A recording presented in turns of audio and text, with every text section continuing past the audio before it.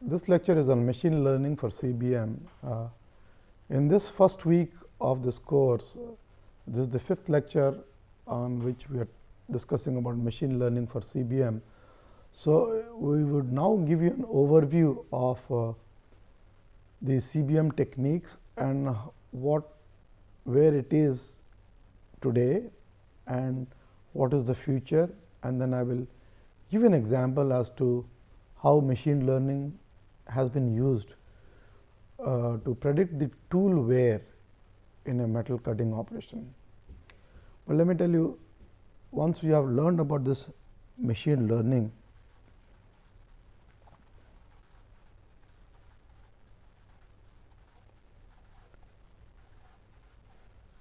today the state of the art is, you must be all hearing about Internet of Things.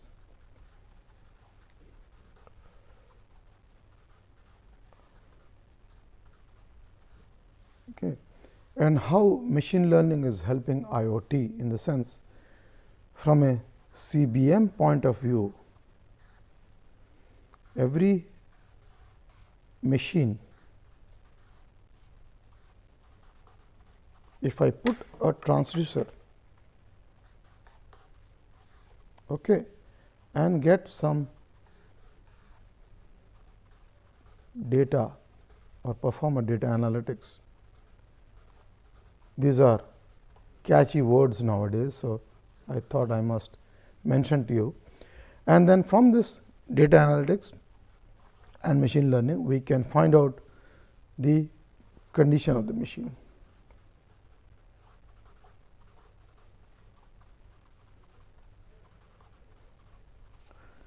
And who is deciding on the machine? It always need not be a blast furnace.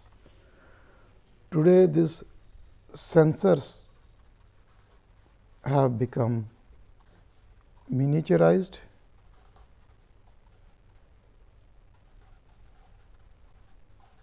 ignore my spelling here, and then of course, like MEMS based sensors are there, which are put on place, and data could be collected and then they could be analyzed and transmitted.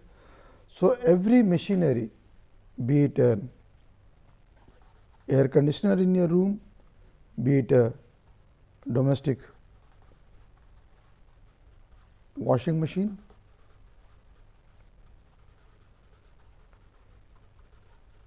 and so on. I always give this example in the class that imagine you have an air conditioner at your house, and suddenly you get a knock on your door from the service technician telling you that the blower of your air conditioner needs to be looked into, because that is what our service protocol or the service database indicates. The question is, a lot of background work which has happened to come to this level. Imagine if a sensor was placed in the indoor unit of your air conditioner, which was monitoring the blower's performance, and then if it was either connected to the internet, so that all this data which has been measured by that sensor put on the blower of an air conditioner had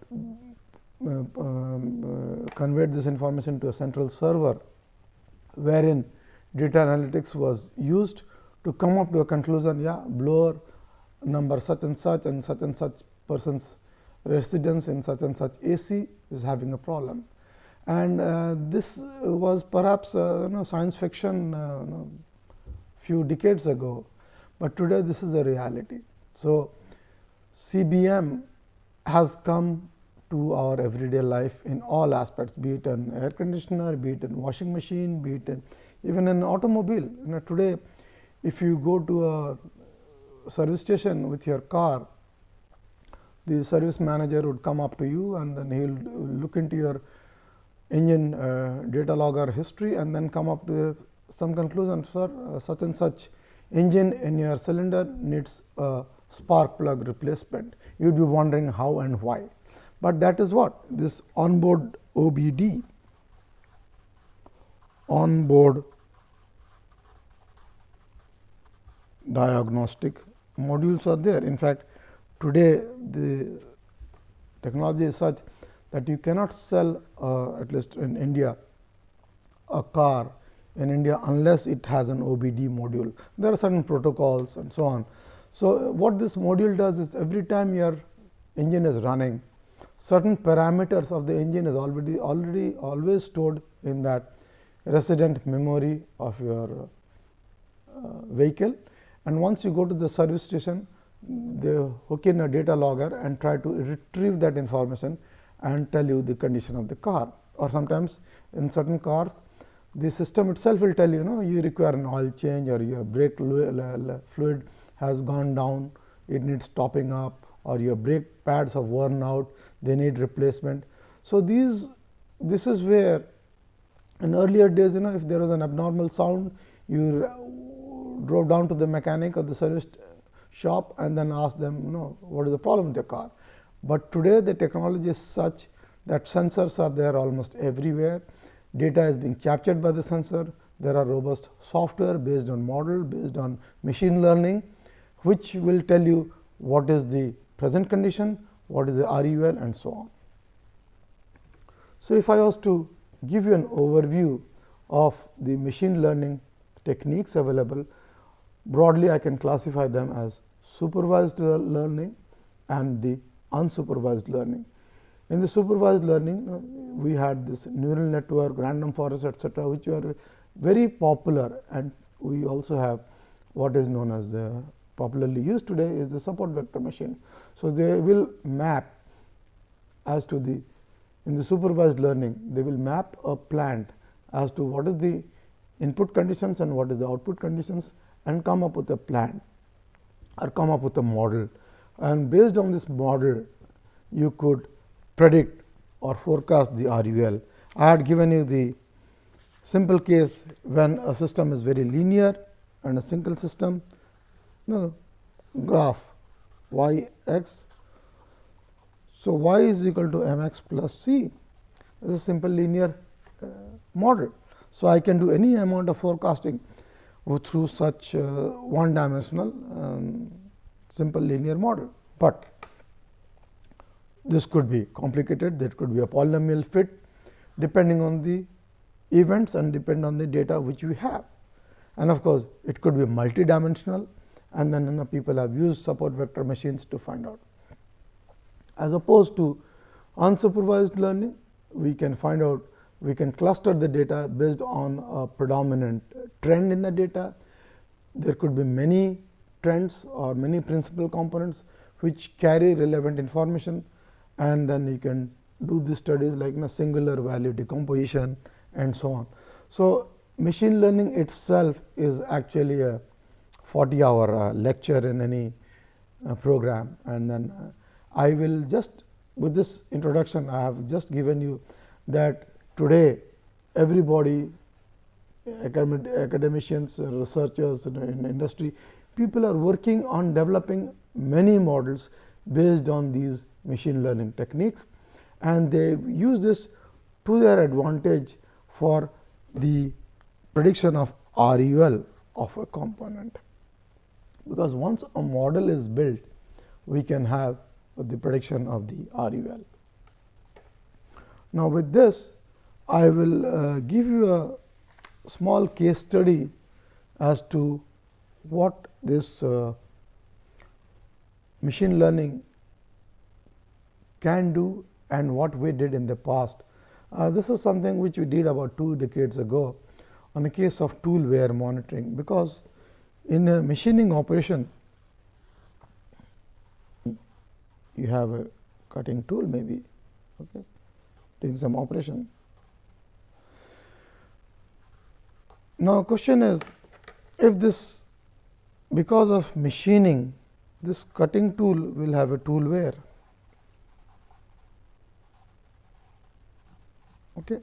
Usually, the tool will become blunt, and there is a wear of this tool, and they say somewhere around 500 to 600 micron is the amount of tool wear which could be sustained by any cutting tool before it is changed. Imagine if there was no way to monitor cutting tool wear and this tool had become blunt. So, this is going to affect the surface finish of your machining. Another case is, imagine if the tool has become very blunt instead of being sharp, more cutting forces would be required, more energy would be spent on doing this machining operation, surface quality would change. So, these are factors. So, there is a requirement that we must do an online tool monitoring. Of course, today we have vision based systems based online systems.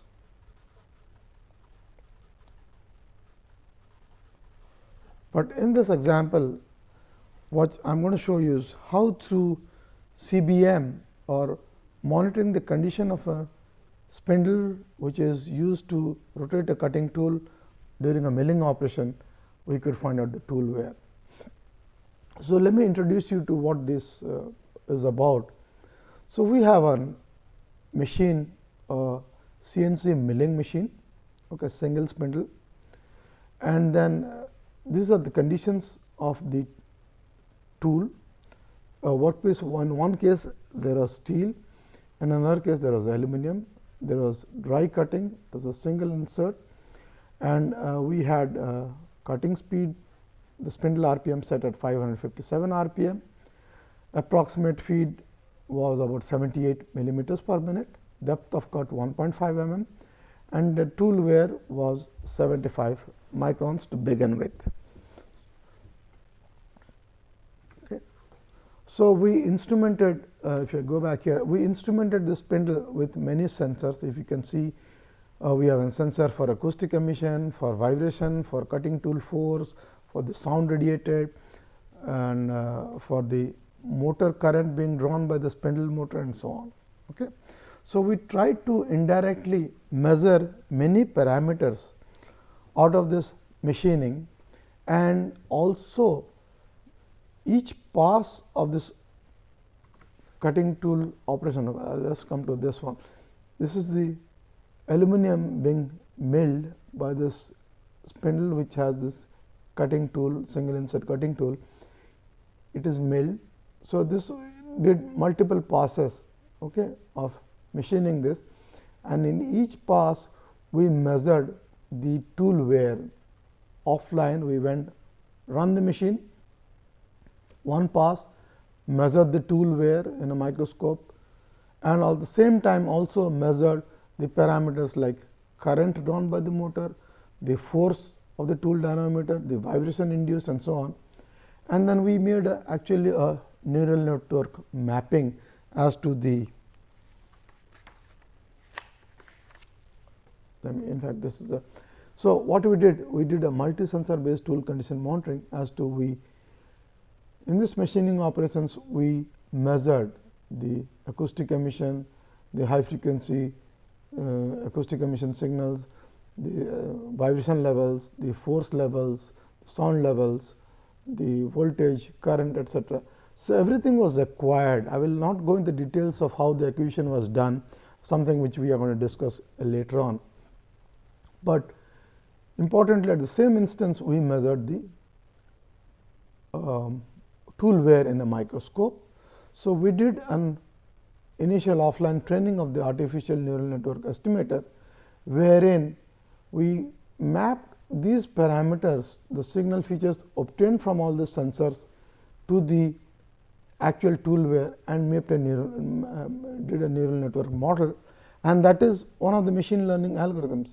So, once my model was successful, we could always find out and forecast using this what is the time when the tool in this condition is going to achieve 500 to 600 microns when this tool has to be replaced. Okay. So, before I go into that, I will also introduce you to a technique wherein we measure this current through a Hall effect sensor.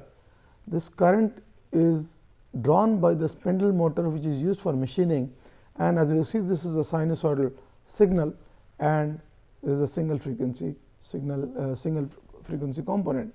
Okay.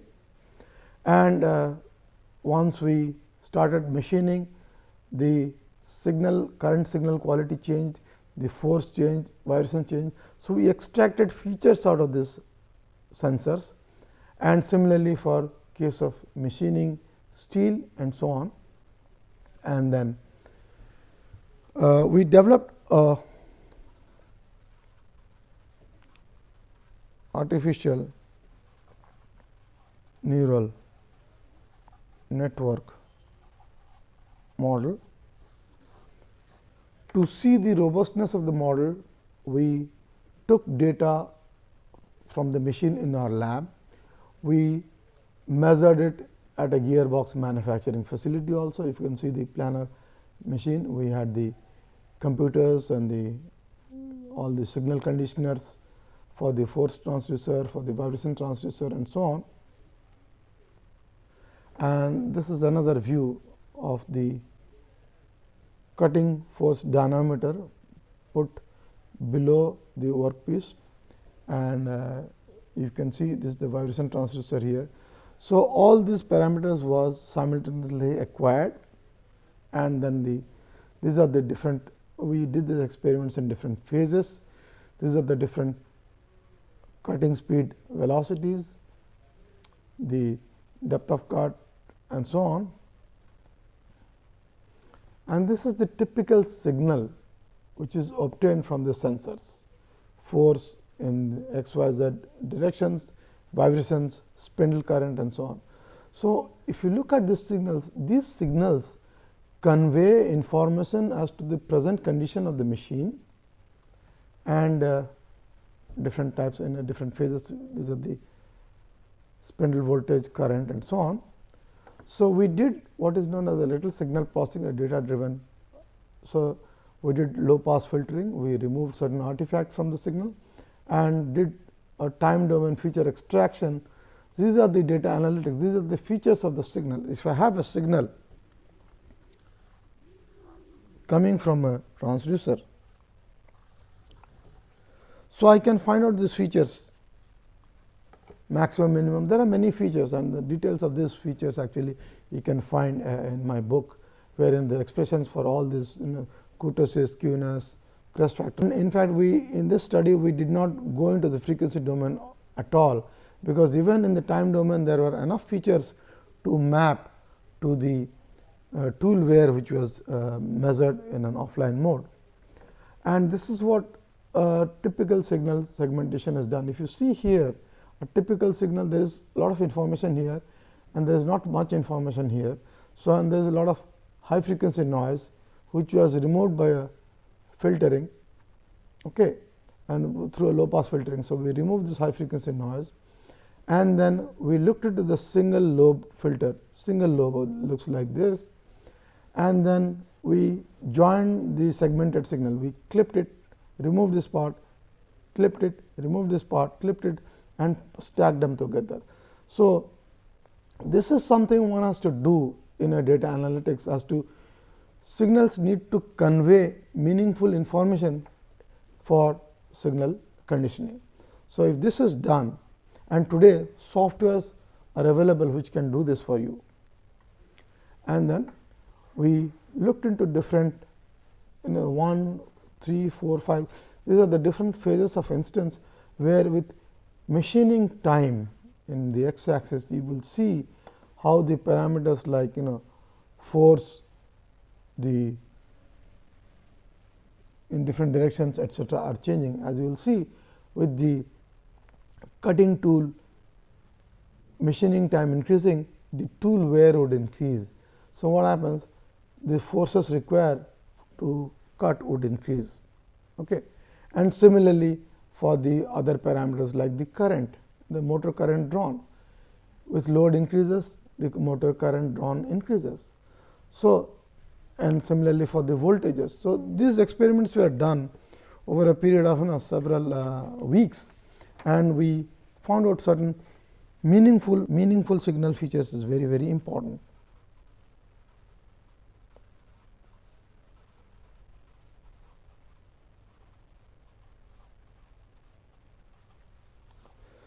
So, this requires, if I go back to the previous slide here, signals have been acquired from the transducers, little low pass filtering to remove the noise, segmenting, and then the feature extraction, and use these parameters. These parameters of maximum, minimum, peak to peak, RMS, kurtosis, skewness, these are nothing but features of the signal, or which relate the signal to the condition of that machine. So, we did a map of the signal features to the actual tool wear. So, this mapping was done, and then you use what is known as this artificial neural network. So, once we have a proper map, we can do prediction. I will go into the details of the, and similarly for the sound pressure level, that would also increase in, of course, this is shown in voltage level with machining time. So, a typical ANN based decision system, we had this kind of arrangements in our model. We, in the feature space, we had force in fx and fy direction, the process parameters like the speed, depth of cut, and the feed rate. In the spindle power being the motor voltage and current, and of course, we measured acoustic emission, vibration, because we are new to this area. We thought we would put a lot of sensors, but then we saw that many of the sensors did not carry any meaningful information. There was no substantial change with the machining time, because with machining time,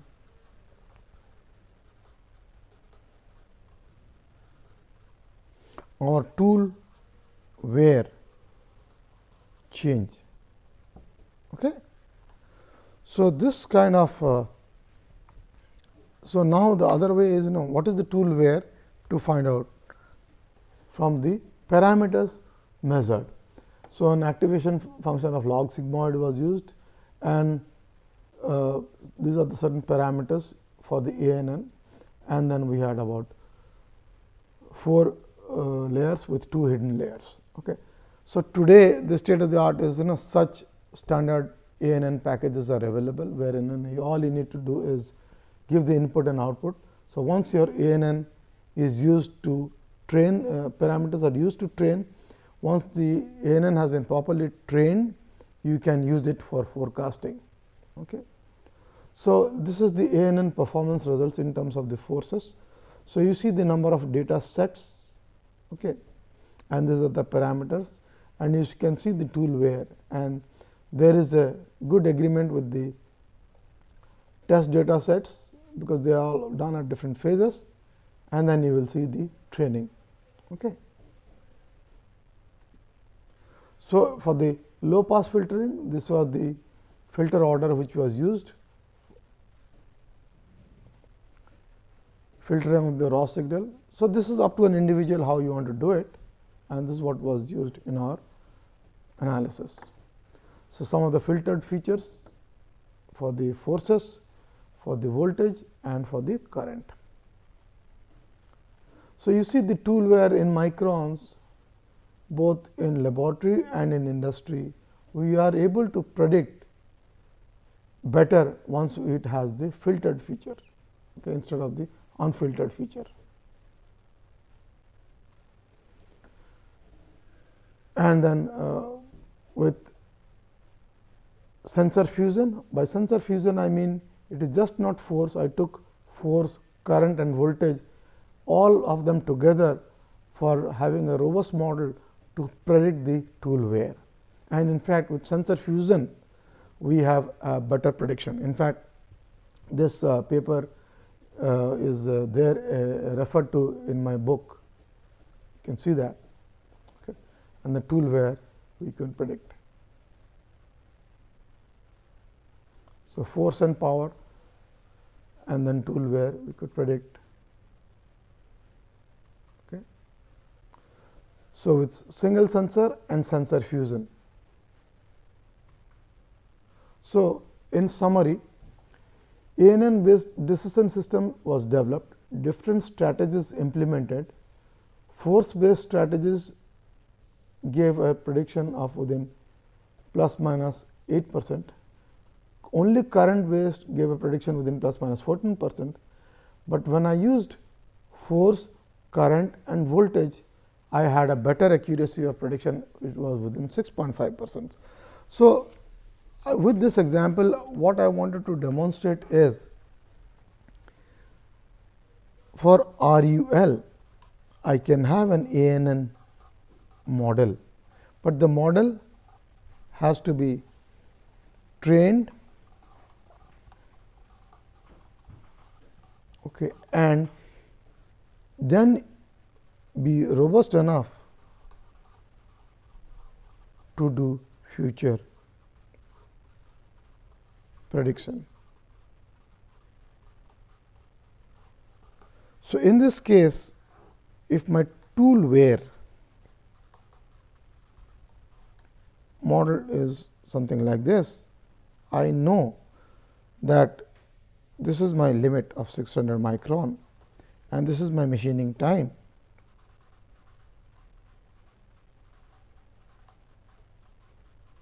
Where I am today, I can always, if this comes from my ANN model,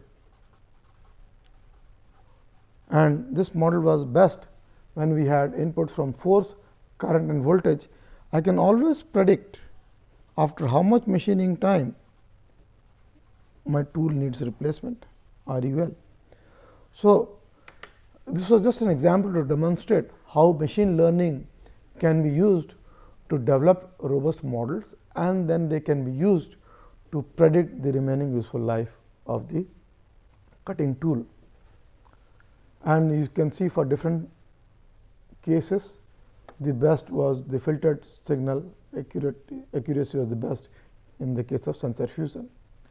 The details of this work is given in a paper which is there in the reference of my book, and this is the first work where artificial neural network was used for tool condition monitoring, and which we did that about 2 decades ago, and it's well cited and is a very popular way to do tool condition monitoring. Of course, now with good image based systems, people have done methods to online detect tool condition monitoring just through image.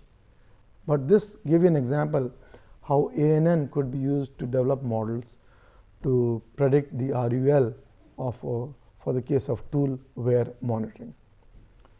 Thank you.